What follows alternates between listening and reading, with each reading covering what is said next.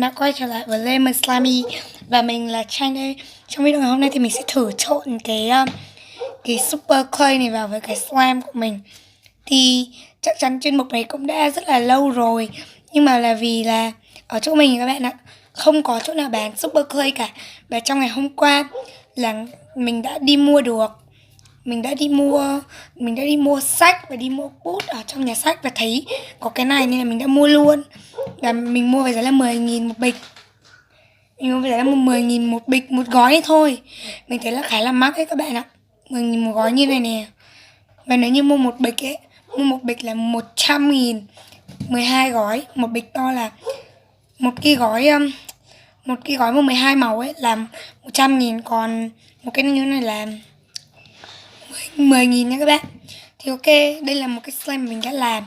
Thì mình làm hơi chảy một tí để trộn là Super Clay. Theo như kinh nghiệm của mình ở trên YouTube, ở trên nhiều slime khác thì trộn vào là phải cho cái slime hơi dính dính. Thì là ok, chúng ta bắt đầu vào việc làm thôi.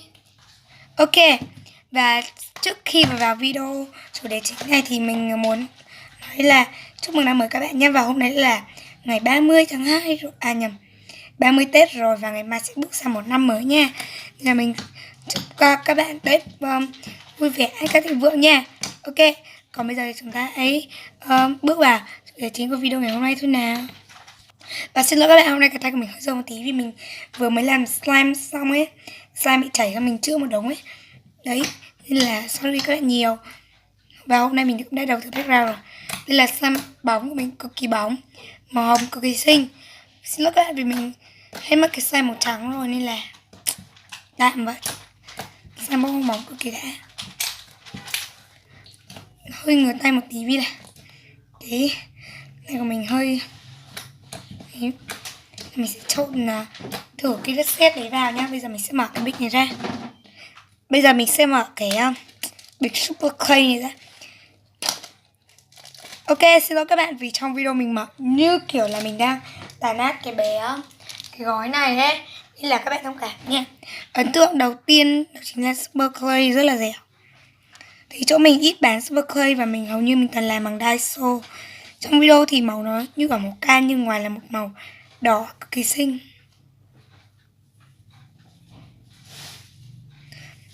Super Clay khá là dẻo, nhưng khi mà mình kéo nhiều thì nó cũng hơi đứt. Và nó hơi ẩm ướt một tí.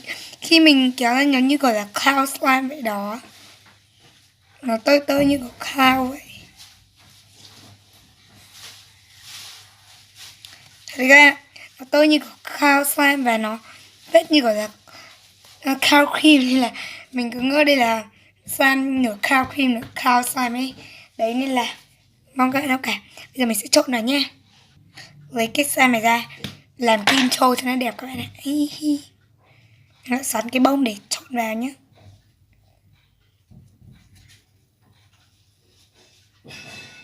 Cái Super Clay kiểu như nó hơi trơn so với cái tay của mình nên là mình xoắn bông nó không được đẹp. Đây, mình rất là tiếc khi phải phá vì em nó, nhưng mà đây là một điều chắc chắn lúc nào mình cũng phải làm.